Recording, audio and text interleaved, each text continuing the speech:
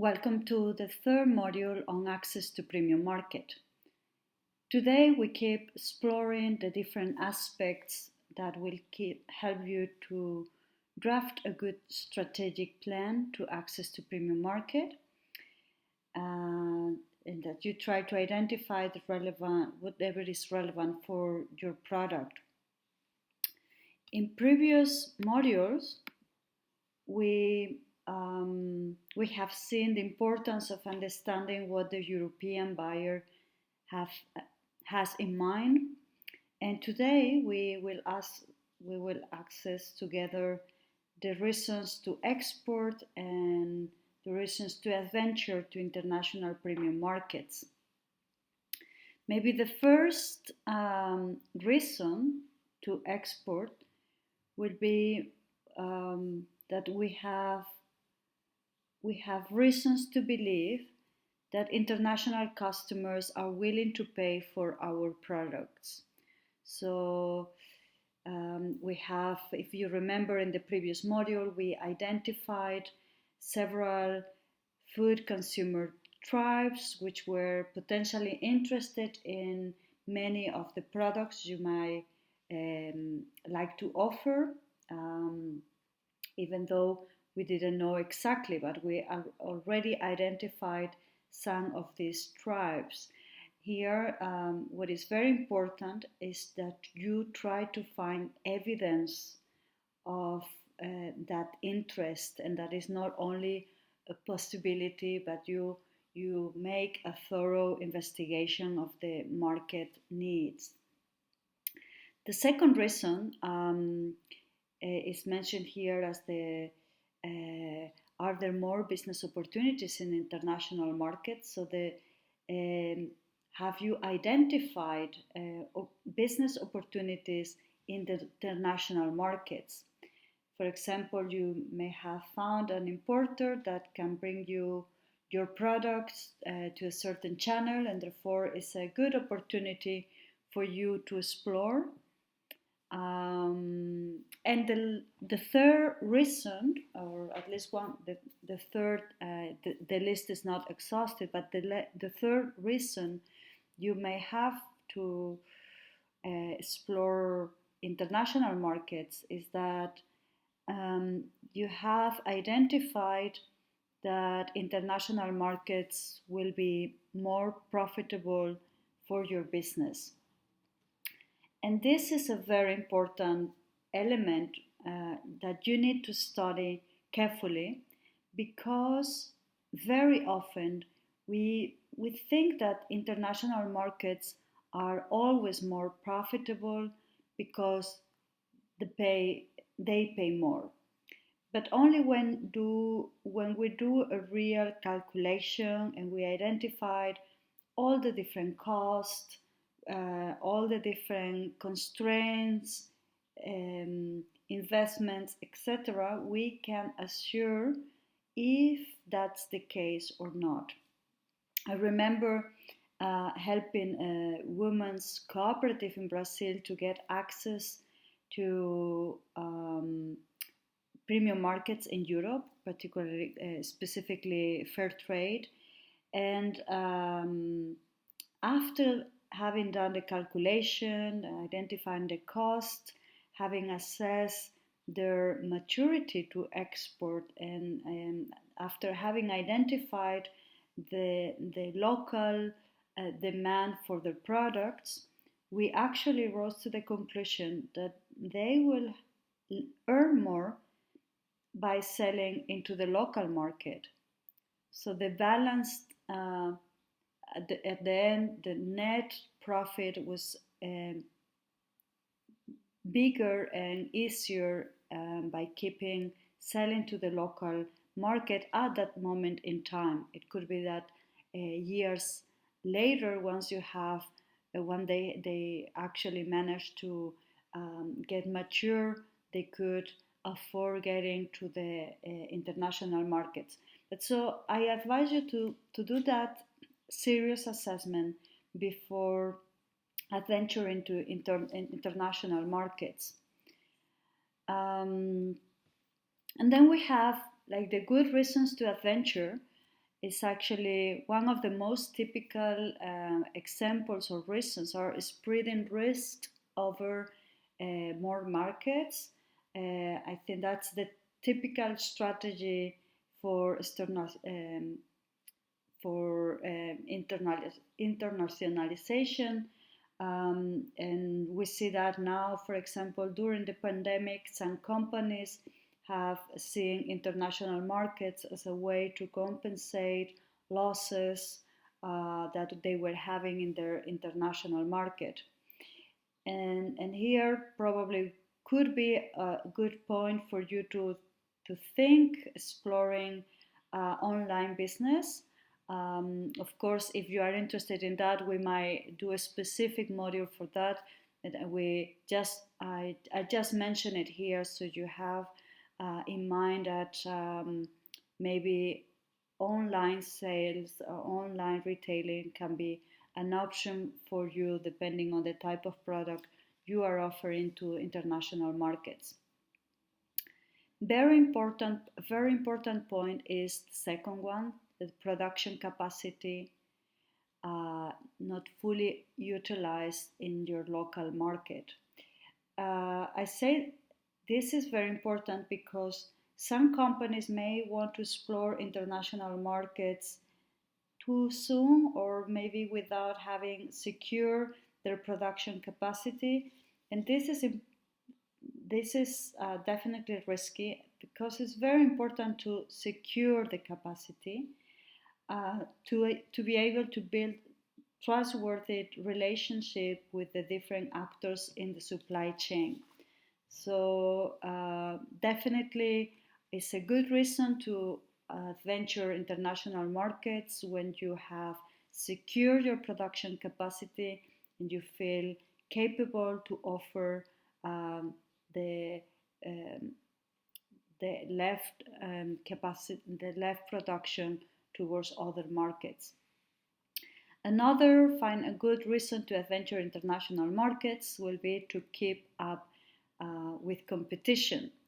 Actually, I think that is one of the best reasons to adventure international markets because it means that you have already acquired the experience of dealing with a competition in a local market, and therefore you are prepared to face the next challenge will be being the international market.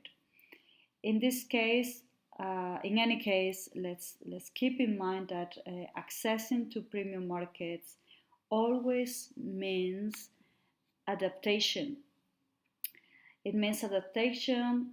It means adapting your product, which means that in some case you are creating new risks that you didn't have when you were only selling your product locally.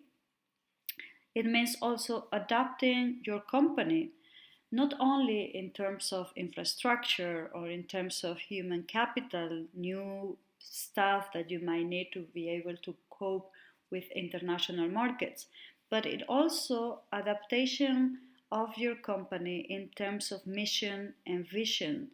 For example, let's say that you want to get access to one of the food tribes uh, that we identified 2 weeks ago about uh, consumers being interested in healthy food. In that case, it is not enough um, for you to produce healthy food. It is vital that your your interest in your interest in healthy food permeates from the mission of your company and that your strategy gets connected to the needs and problems of your clients or your future clients. And for that, you will need to really rethink and adapt your mission, your vision, your way of communicating so it gets genuine and incredible. And also keep in mind that your product plus your company need to be able to adapt uh, to to be able to offer the solution and future solutions to consumers' current needs and future needs. That's you will create your company and your product both together, create this dialogue with the market where you are um, vigilant to the expectations and the consumer also feeds you the needs and desires so you can adapt constantly the product and the company.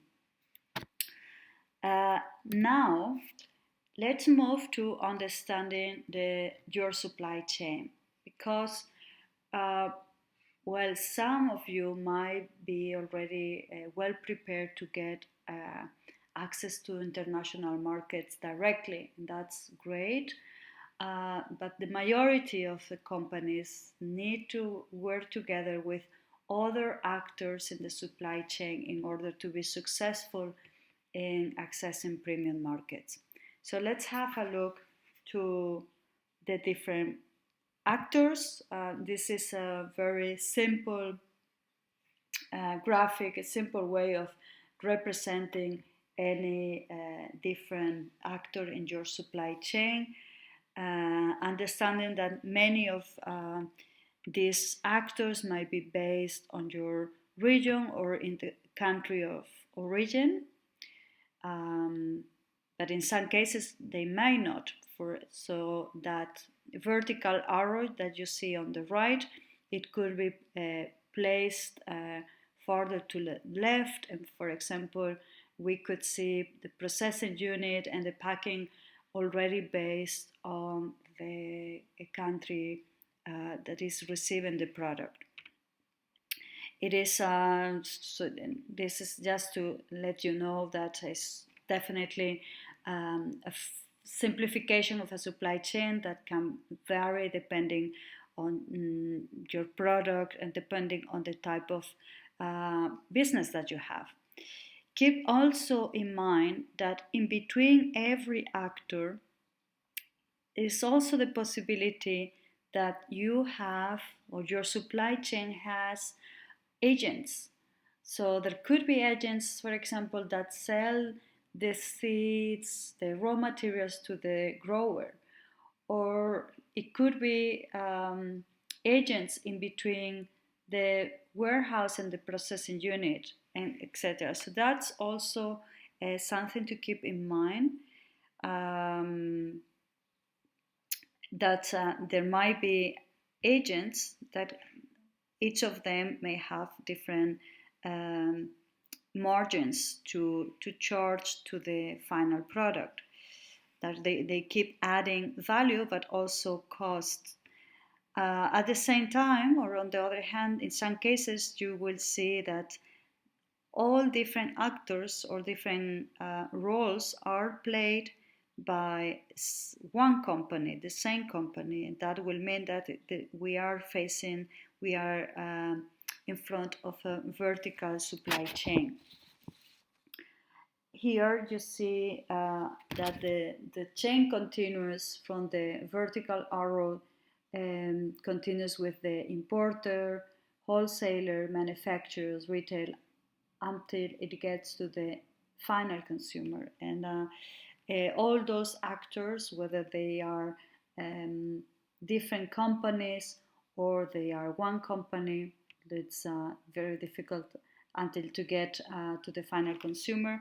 They are already based in the selling country, in the receiving country.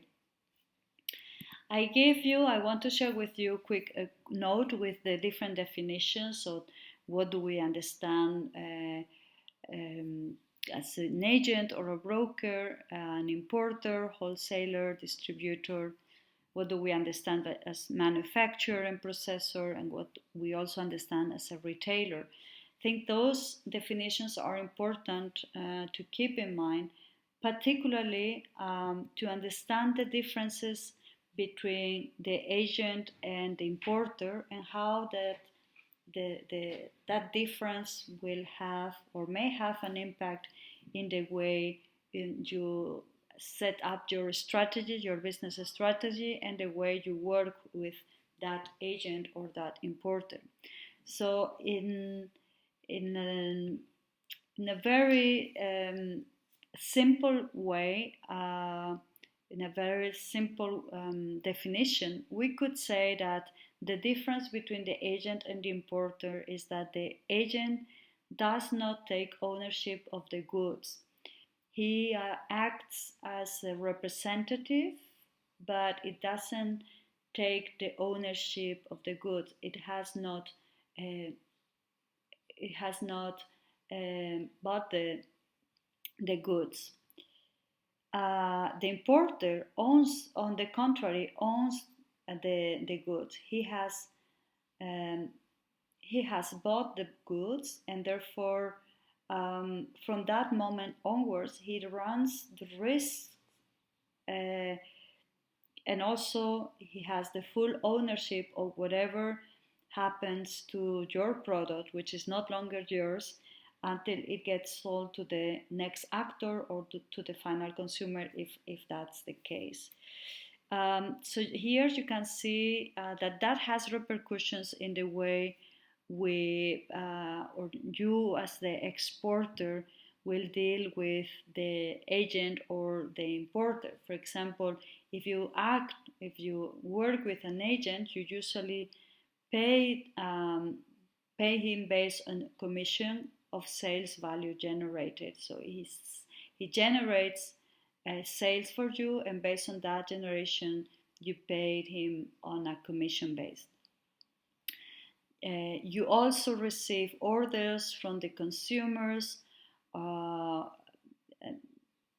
and you also deliver the goods or the service, but okay, the goods to the consumers. You invoice the consumers, you collect the payments. Therefore, this is all administrative work and communication work that you need to absorb within your company. Whereas if you sell the product directly to the importer, you already have conclude your business in a way. If you work with an agent, you also remain responsible of setting the selling price. Of course, the agent is quite likely is going to provide you input on the target market, so it helps you to decide on the pricing, because of course it's also on his benefit that you come up with a good with a pricing that is reasonable and it is attractive and is profitable for you as well as for him. And the agent may also provide you with assistance on legal and certification requirements. That also can happen from importers. Sometimes importers, even if they have owned the product from the very beginning, and they still keep a good understanding of the market, and they are very much interested in keep helping you to develop that trustworthy and long relationship with you in terms of quality, particularly when importers are specialized in premium markets. That happens quite often, in the sense that the importer will not completely disconnect from the relationship with you after he has got the ownership of the product, but actually will keep guiding you in terms of particularly in terms of certification requirements, to ensure that the quality gets better, that your product is more reliable, and so on. So in order to create this connection with the buyer, whether it is an agent or an importer, it is very important that you start building a file that includes all relevant information that you need to portray at any time from your company and from your product. It's a very important homework to do, and we will help on the next module to start diving in the technical data sheet elements. But what is very important for you is that you start opening a file, whether it's a physical file in paper or it's a file in your computer if you have a computer, where you start saving information about your company and your product. The European buyers usually need three very important piece of information: the technical data sheet, the safety data sheet, information and reliability of the samples, and I also add in a narrative sheet, a piece of information where you can start drafting the story behind your product. Because again, you are talking with a person, either it's an agent or an importer, but is a person that uses his reason and his emotion to decide entering into a relationship, commercial relationship with you. And therefore, it's very important that you have all this information at hand. The technical data sheet is a technical data, is a document with technical data on your product. That could be, for example, you need to start figuring out the botanical origin of your product in with an appropriate nomenclature that is specific for your product. You also need to collect the information on the calendar where your product is available during the year. Also the description, very detailed description on the way you process the product and how the production goes from zero to export. About the safety data sheet is another document that provides information on the hazards and risks, as well as instructions on how to handle the product in a safe manner, so that risks to people and the environment are as reduced as possible. And then, of course, you have the samples for which you will need to develop sampling method in a way that is harmonized, so that you always have samples that are fully representative of your product.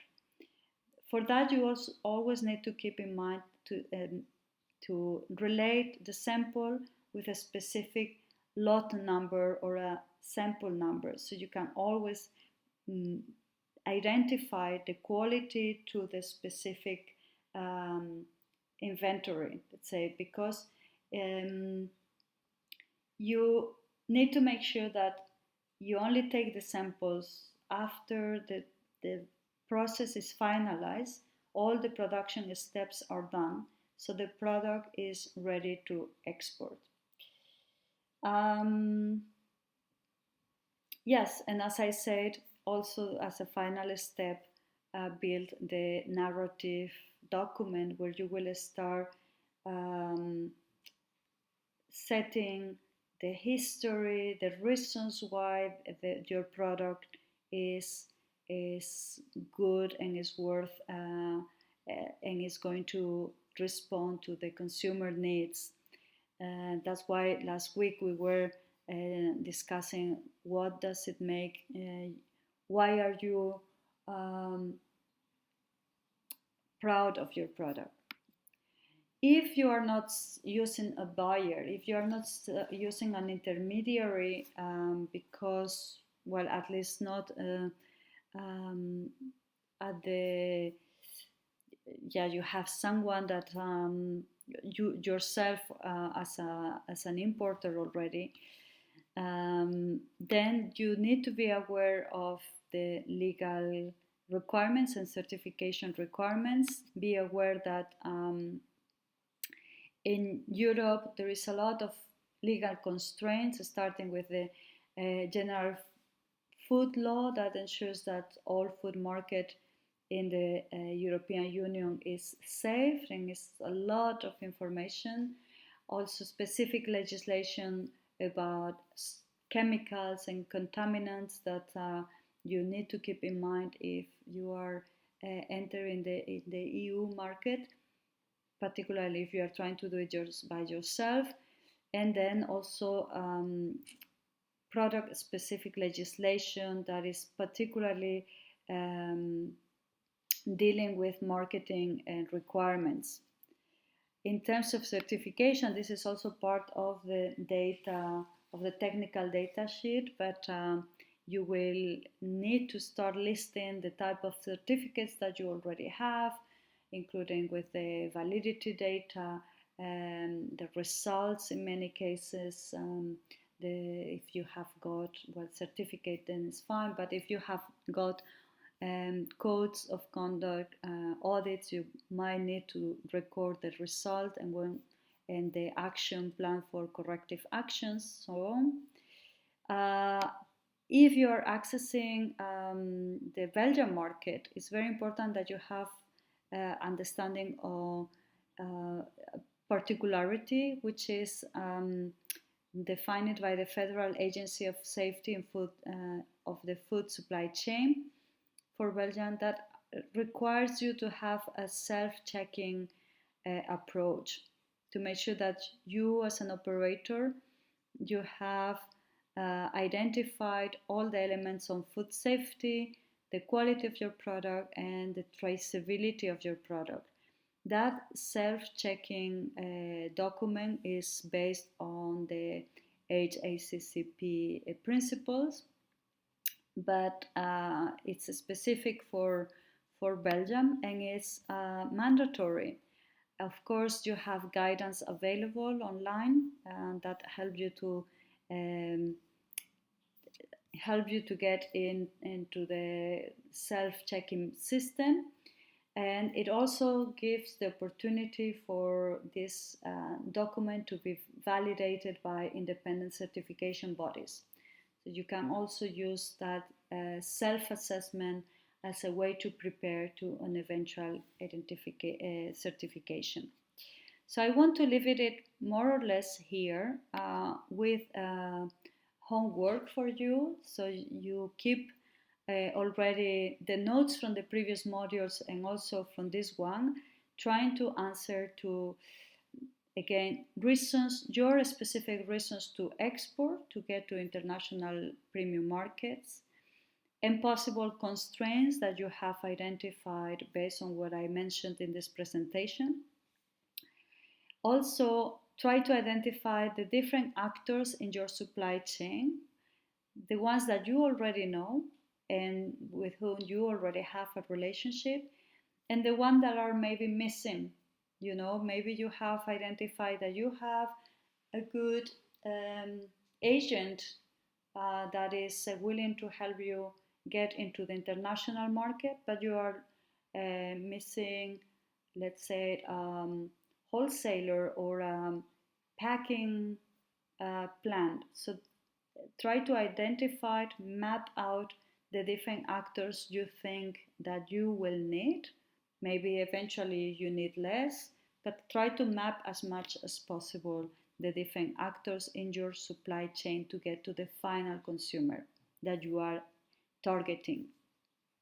And then as the first step towards the technical data sheet that we will explore in 2 weeks, try to write down the calendar mentioning by when your product is available. Maybe it's twice a week, twice a year, maybe it has a different production cycle.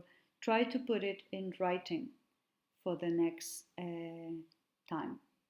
Okay, I'd let you here. I'm looking forward to the question and answer session, and I wish you, and you, of course, you can subscribe to the YouTube channel and keep watching this module and the previous module as you need it.